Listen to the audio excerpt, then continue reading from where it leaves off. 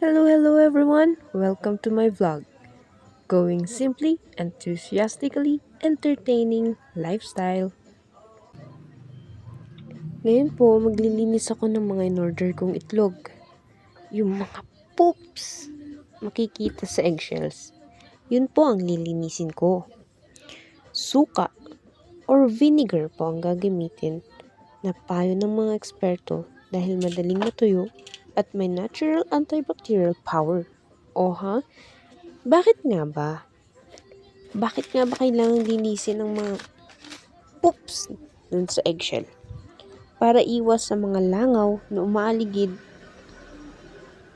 at pangitlugan pa nila at tuluyang masira ang itlog.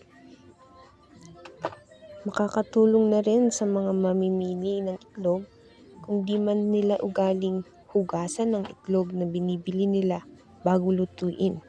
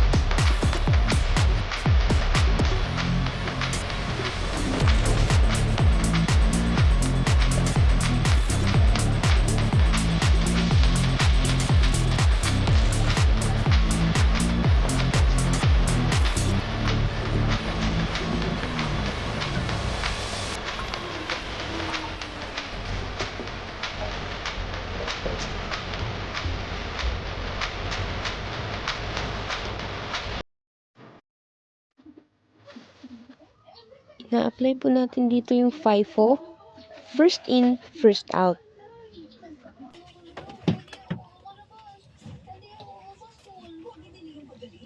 Ayan po muna sa ngayon. Maraming salamat po sa inyong mga suporta. Abangan po ang aking susunod na mga uploads. Bye!